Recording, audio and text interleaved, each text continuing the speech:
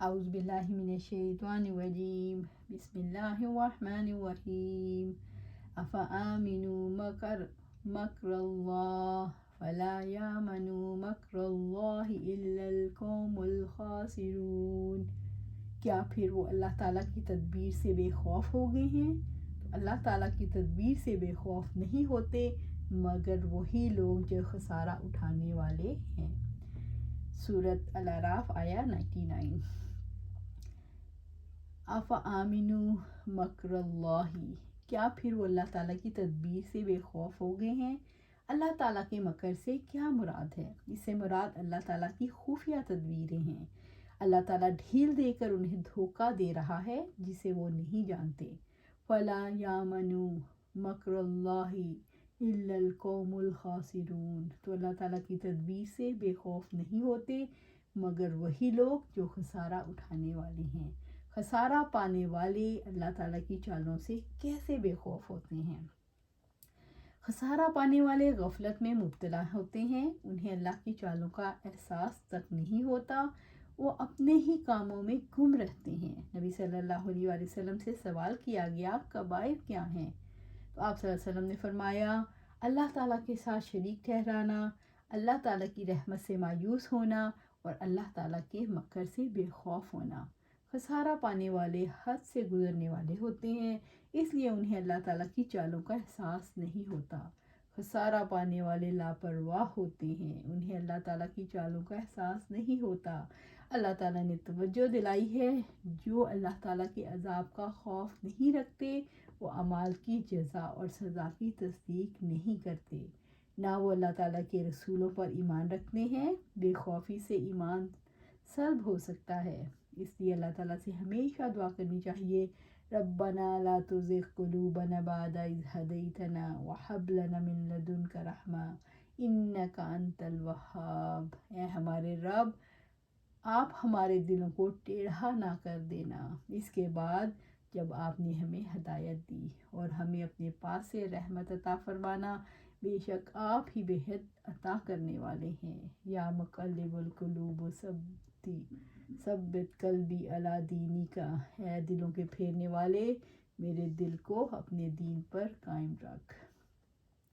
اولم یہدی للذین یرثون الارض من بعد اہلها ان لو نشاء اصبناہم بذنوبہم ونطبع علی قلوبہم فہم لا یسمعون۔ اور کیا ان لوگوں کو جو پہلے باشندوں کے بعد زمین کے وارث بنتے ہیں اس بات نے رہنمائی نہیں کی؟ اگر ہم چاہیں تو انہیں ان کے گناہوں کی وجہ سے سزا دیں اور ہم ان کے دلوں پر مہر لگا دیں تو وہ نہ سنیں۔ سورۃ الاعراف آیا 100۔ کیا ان لوگوں کے لیے جو پہلے باشندوں کے جانے کے بعد زمین کے وارث بنتے ہیں اس امر نے رہنمائی نہیں کی کہ اللہ تعالیٰ گناہوں کے سبب ہلاکت میں ڈال دیتے ہیں؟ رب العزت نے فرمایا قل یوم الفتح لا ینفع الذین کفروا ایمانہم ولہم ینذرون۔ آپ کہہ دیں کہ فیصلے کے دن ان کا ایمان انہیں کوئی فائدہ نہ دے گا۔ سورۃ السجدہ آیا 29۔ فَكَأَيٍّ مِّن قَرْيَةٍ أَهْلَكْنَاهَا وَهِيَ ظَالِمَةٌ فَهِيَ خَاوِيَةٌ عَلَى عُرُوشِهَا وَبِئْرٍ مُّعَطَّلَةٍ وَقَصْرٍ مَّشِيدٍ أَفَلَمْ يَسِيرُوا فِي الْأَرْضِ فَتَكُونَ لَهُمْ قُلُوبٌ يَعْقِلُونَ بِهَا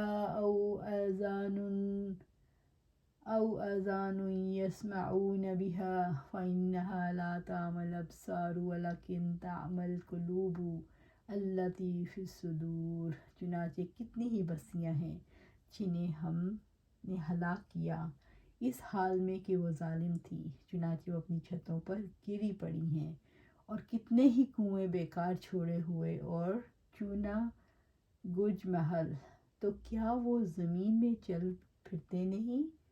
چلے پھرے نہیں کہ ان کے لیے ایسے دل ہوں جن سے وہ سمجھتے ہوں، یا ایسے کان ہوں جس سے وہ سنتے ہوں؟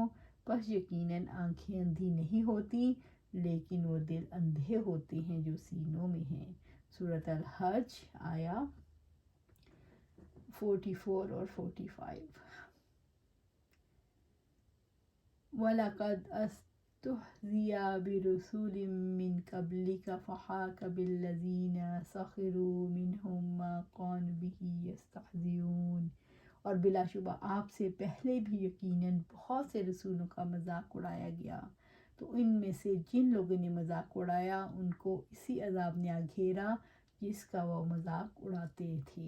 سورۃ الانعام آیا 10۔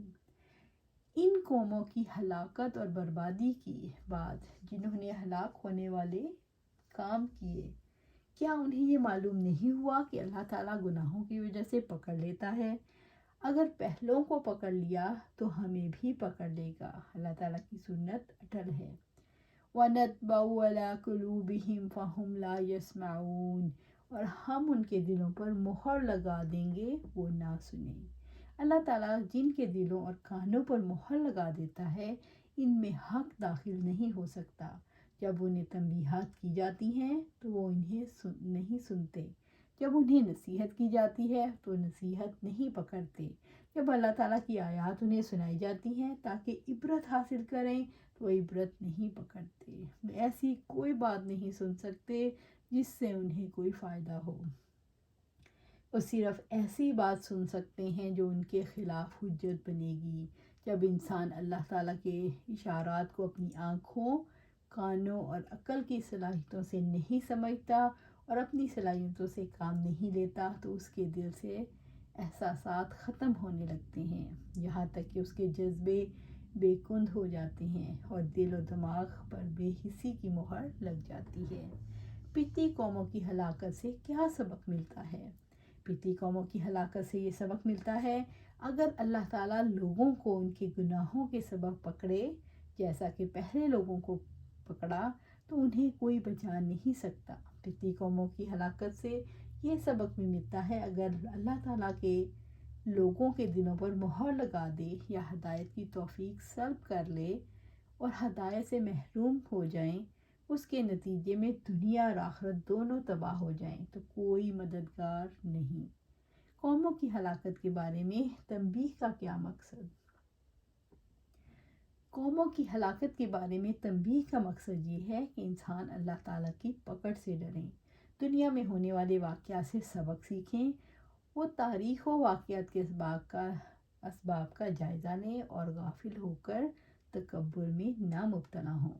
قوموں کی ہلاکت کے بارے میں اللہ تعالیٰ کے ڈراووں سے کیا مقصود ہے؟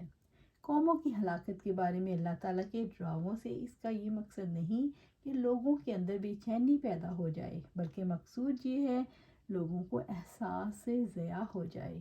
اللہ تعالیٰ کے ڈراووں سے زندگی کو معطل کرنا مطلوب نہیں، بلکہ مقصد یہ ہے کہ لاپرواہی اور سرکشی سے بچا جائے اور اللہ تعالیٰ کے خوف سے ہلاکت میں ڈالنے والے کاموں سے بچا جائے۔